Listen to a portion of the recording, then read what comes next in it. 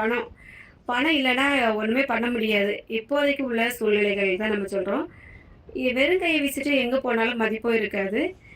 அதுக்குன்னு நம்ம வந்து செய்யக்கூடிய இடங்கள்ல பணங்கள் இருந்தா தான் எந்த வேலையுமே செய்ய முடியும். எந்த காரியமும் நடக்கவும் செய்யும். அதனால பணம் வந்து கண்டிப்பா ரொம்பவே முக்கியம்.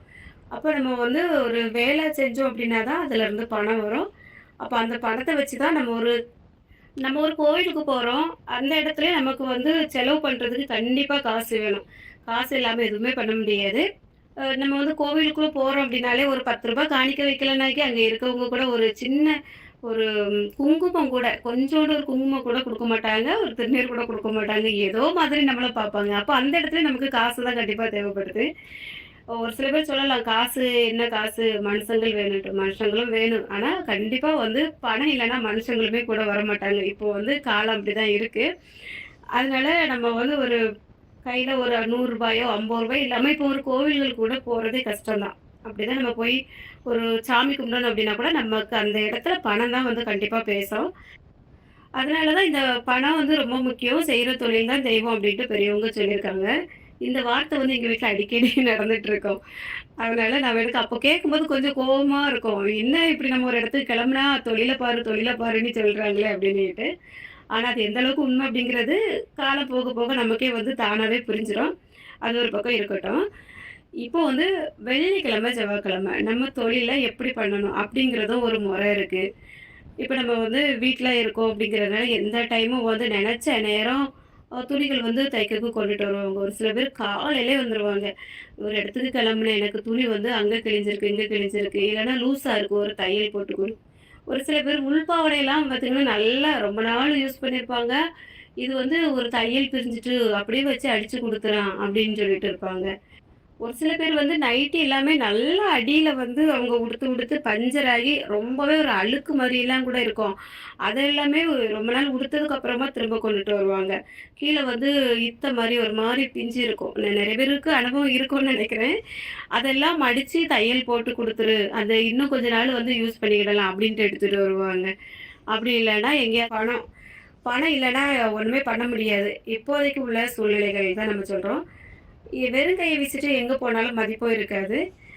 அதுக்குன்னு நம்ம வந்து செய்யக்கூடிய இடங்கள்ல பணங்கள் இருந்தா தான் எந்த வேலையுமே செய்ய முடியும். எந்த காரியமும் நடக்கவும் செய்யும். அதனால பணம் வந்து கண்டிப்பா ரொம்பவே முக்கியம்.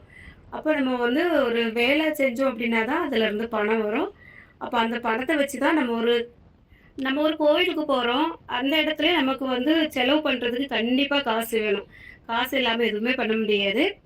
நம்ம வந்து கோவிலுக்குள்ள போறோம் அப்டின்னாலே ஒரு ரூ. 10 காணிக்க வைக்கலனாக்கி அங்க இருக்கவங்க கூட ஒரு சின்ன ஒரு குங்குமம் கூட கொஞ்சோண்டு ஒரு குங்குமம் கூட குடுக்க மாட்டாங்க. ஒரு திருநீர் கூட குடுக்க மாட்டாங்க. ஏதோ மாதிரி நம்மள பார்ப்பாங்க. அப்ப அந்த இடத்துல நமக்கு காசு தான் கண்டிப்பா தேவைப்படுது. ஒரு சில பேர் சொல்லலாம், "காசு என்ன காசு? மனுஷங்கள் வேணுன்ட்டு." மனுஷங்களும் வேணும். ஆனா கண்டிப்பா வந்து பணம் இல்லன்னா மனுஷங்களுமே கூட வரமாட்டாங்க. இப்போ வந்து காலம் அப்படிதான் இருக்கு. அதனால நம்ம வந்து ஒரு கையில ஒரு ரூ. 100 ரூ. 50 இல்லாம இப்போ ஒரு கோவில்கள் கூட போறதே கஷ்டம் தான். அப்படிதான் நம்ம போய் ஒரு சாமி கும்பிடணும் அப்படின்னா கூட நமக்கு அந்த இடத்துல பணம் தான் வந்து கண்டிப்பா பேசும். அதனால தான் இந்த பணம் வந்து ரொம்ப முக்கியம். செய்ற தொழில் தான் தெய்வம் அப்படின்ட்டு பெரியவங்க சொல்லியிருக்காங்க. இந்த வார்த்தை வந்து எங்க வீட்ல அடிக்கடி நடந்துட்டு இருக்கும். அதனால நான் எனக்கு அப்போ கேட்கும்போது கொஞ்சம் கோவமா இருக்கும். என்ன இப்படி நம்ம ஒரு இடத்துக்கு கிளம்புனா தொழில பாரு, தொழில பாருன்னு சொல்றாங்களே அப்படின்னுட்டு. ஆனா அது எந்த அளவுக்கு உண்மை அப்படிங்கிறது காலம் போக போக நமக்கே வந்து தானாவே புரிஞ்சிரும். அது ஒரு பக்கம் இருக்கட்டும். இப்போ வந்து வெள்ளிக்கிழமை, செவ்வாய்க்கிழமை நம்ம தொழில எப்படி பண்ணணும் அப்படிங்கிறதும் ஒரு முறை இருக்கு. இப்ப நம்ம வந்து வீட்ல இருக்கோம் அப்படிங்கிறதுனால எந்த டைமும் வந்து நெனச்ச நேரம் துணிகள் வந்து தைக்கிறதுக்கு கொண்டுட்டு வருவாங்க. ஒரு சில பேர் காலையிலே வந்துருவாங்க. ஒரு இடத்துக்கு கிளம்புனேன் எனக்கு துணி வந்து அங்க கிழிஞ்சிருக்கு, இங்க கிழிஞ்சிருக்கு. இல்லன்னா லூஸா இருக்கு ஒரு தையல் போட்டு குடு. ஒரு சில பேர் உள்பாவாடையெல்லாம் பார்த்தீங்கன்னா, நல்லா ரொம்ப நாள் யூஸ் பண்ணியிருப்பாங்க. இது வந்து ஒரு தையல் பிரிஞ்சுட்டு அப்படியே வச்சு அடிச்சு குடுக்குறான் அப்படின்னு சொல்லிட்டு இருப்பாங்க. ஒரு சில பேர் வந்து நைட்டி எல்லாமே நல்லா அடியில வந்து அவங்க உடுத்து உடுத்து பஞ்சர் ஆகி ரொம்பவே ஒரு அழுக்கு மாரியெல்லாம் கூட இருக்கும். அது எல்லாமே ரொம்ப நாள் உடுத்ததுக்கு அப்புறமா திரும்ப கொண்டுட்டு வருவாங்க. கீழ வந்து இத்த மாரி ஒரு மாரி பிஞ்சு இருக்கும். நெறைய பேருக்கு அனுபவம் இருக்கும்னு நெனைக்கிறேன். அதெல்லாம் மடிச்சு தையல் போட்டு குடுத்துரு. அத இன்னும் கொஞ்ச நாள் வந்து யூஸ் பண்ணிக்கிடலாம் அப்டின்ட்டு எடுத்துட்டு வருவாங்க. அப்படி இல்லன்னா எங்கேயாவது அக்குள் பக்கத்துல பிரிஞ்சிருக்கு. அப்புறம் இடுப்பு பக்கத்துல பிரிஞ்சிருக்கு. கொஞ்சம் தச்சு குடுத்துருமா, இன்னைக்கு இத உடுக்கணும் அப்டின்ட்டு எடுத்துட்டு வருவாங்க. அ ஒரு சில பேரு இன்னும் இருக்காங்க. உடம்புல போட்டிருக்க துணியே இத கொஞ்சம் அப்படியே கழட்டி தாரேன், ஒரு தையல் போட்டு குடுக்குறேன். இந்த மாரி மக்கள் எல்லாம் இன்னும் இருக்க தான் செய்யாங்க. அ முன்னாடிக்கு இப்போ கொஞ்சம் பரவாயில்லன்னு தான் சொல்லணும். அந்த மாரி மக்கள் எல்லாம் குறைவு தான். இருந்தாலும் ஒரு சில பேர் இருக்க தான் செய்வாங்க. அடுத்தவங்களோட சூழ்நிலைய புரிஞ்சுக்க தெரியாதவங்க இருப்பாங்க பாருங்க. நம்ம வந்து ஒரு தொழில் பண்றோம் அப்படின்னா, அந்த தையல் மிஷினா இருக்கட்டும், அத வந்து நம்ம ஒரு தெய்வமா நெனச்சு தான் வேலையே செய்ய உட்காருவோம். அப்போ நம்ம ஒரு வீட்ல சாமி கும்பிடுறோம் அப்படின்னா, வெள்ளிக்கிழமை, செவ்வாய்க்கிழமை நம்ம வந்து சாமி ரூம்ப எப்படி வந்து சுத்தமா வச்சுக்குவோம். அந்த மாரி நெனச்சுட்டு நம்ம வந்து துணி தைக்கிற மிஷின்ல அன்னைக்கு வந்து பழைய துணிய வைக்கவே வைக்காதீங்க. அப்படி இல்லனாலும் நீங்க வந்து டெய்லி காலையிலே மிஷின்ல உட்கார்றதுக்கு முன்னாடி யாராவது ஒரு பழைய துணி கொண்டுட்டு வந்திருக்காங்க, ஆல்ட்ரேஷன் கொண்டுட்டு வந்திருக்காங்க. புது துணியா இருந்தா பிரச்சனை இல்ல. இப்போ ஒரு கை ஜாயின் பண்றது, நம்ம வந்து உடம்ப பிடிச்சு குடுக்குறது, மடிச்சு தைக்கிறது, அதுக்கு நம்ம வந்து ஒரு காச வாங்கிட்டு செஞ்சு குடுப்போம். பிரச்சனை கிடையாது. பழைய துணிய வந்து கண்டிப்பா நீங்க வந்து மிஷின்ல முதல்ல வந்து தைக்கிறதுக்கு முன்னாடி வைக்கவே வைக்காதீங்க. அது வந்து நம்மளுக்கு ரொம்ப ஒரு தரித்திரத்த தான் குடுக்கும். நான் முன்னாடிலாம் அத வந்து யோசிச்சதே கிடையாது. யார் கொண்டுட்டு வந்தாலும், குடுங்கக்கா" அப்படின்னு சொல்லிட்டு உடனே ஒரு தையல போட்டு குடுத்து விட்டுருவேன். அதுக்கப்புறம் அன்னைக்கு பார்த்தீங்கன்னா, சுத்தமா வேலையே ஓடாது. அன்னைக்கு நாள் ஃபுல்லாவே வேலை ஓடாது. கையில சுத்தமா காசு வராது.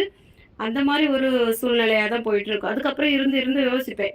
இப்ப பெரிய ஆட்கள்ட்ட சொன்னோம் அப்டின்னா, அவங்க வந்து சத்தம் போடவே ஆரம்பிச்சுருவாங்க. இந்த மாரி காலையில யாராவது இப்டி கிழிஞ்ச துணி வச்சு தைப்பாங்களா? அப்டின்னுட்டு வீட்லலாம் சத்தம் போட ஆரம்பிச்சுருவாங்க. அந்த டைம்ல வந்து அப்டி யோசிக்கவே தோணாது. நாளாக நாளாக இது வந்து 1 நாள் 2 நாள் நம்ம வந்து ஒரு ஞாபகத்த வச்சிருக்க மாட்டோம். தொடர்ந்து இந்த மாரி ஒரு அனுபவம் வரும்போது, ஆமா சரிதான் அவங்க சொன்னது. கரெக்ட்டா இந்த நாளெல்லாம் நமக்கு வேல ஓடவே மாட்டேங்குது. அப்டிங்கிறது ஒரு மைண்ட் செட் வரும். அப்படி வந்து ரொம்ப நாள் என்னோட அனுபவத்துல நான் புரிஞ்சுக்கிட்டது, காலையிலே வந்து பழைய துணி வந்து நம்ம மிஷின்ல வைக்கிறதே, அது ஒரு ரொம்ப ஒரு கேடான விஷயம்.